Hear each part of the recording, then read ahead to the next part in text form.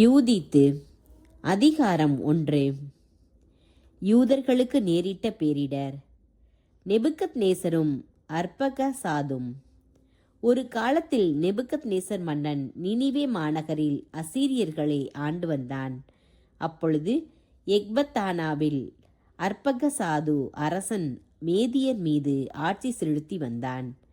அர்பகசாது எக்பத்தானாவை சுற்றிலும் 3 முழ பருமனும் 6 முழ நீளமுமான செதுக்கிய கற்களை கொண்டு 70 முழ உயரமும் 50 முழ அகலமும் உடைய மதில்களை எழுப்பினான்.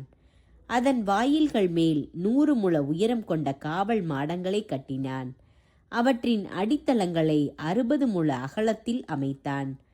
தன்னுடைய வலிமை மிகு படைகள் புறப்பட்டு செல்வதற்கும் காலால் படை அணிவகுத்து செல்வதற்கும் வசதியாக 70 முழ உயரமும் 40 முழ அகலமும் கொண்ட வாயில்களை கட்டினான்.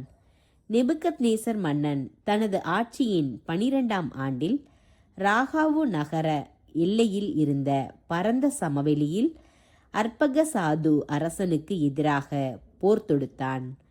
மலைவாழ் மக்கள் யூப்ரத்தீசு, திக்ரீசு, உதஸ்பு ஆகிய ஆறுகள் அருகே வாழ்ந்தோர் சமவெளியில் வாழ்ந்த ஏலாமியரின் அரசன் அரியோக்கு ஆகிய அனைவரும் நெபுக்கத்நேசருடன் சேர்ந்து கொண்டார்கள். இவ்வாறு பல மக்களினங்கள் கெலையூது மக்களின் படைகளோடு சேர்ந்து கொண்டன.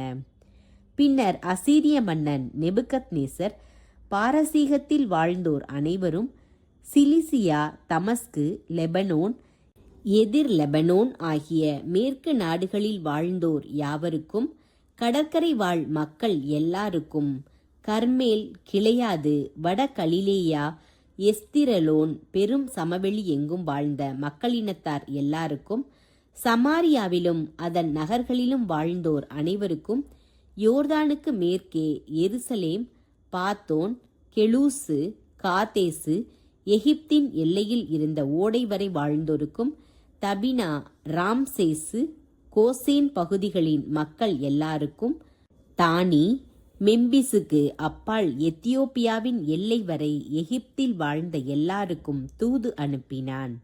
ஆனால் இந்த நாடுகளில் வாழ்ந்தோர் யாருமே அசீரிய மன்னன் நெபுக்கத்நேசரின் சொல்லை பொருட்படுத்தவில்லை. அவனோடு சேர்ந்து போரிட முன்வரவில்லை. அவனுக்கு அவர்கள் அஞ்சவும் இல்லை. ஆனால் அவனை யாரோ ஒரு மனிதனாகவே கருதினார்கள். அவனுடைய தூதர்களையும் இழிவுபடுத்தி வெறுங்கையராய் திருப்பி அனுப்பினார்கள். ஆகவே இந்நாடுகள் அனைத்தின் மீதும் நெபுக்கத்நேசர் கடும் சினம் கொண்டான்.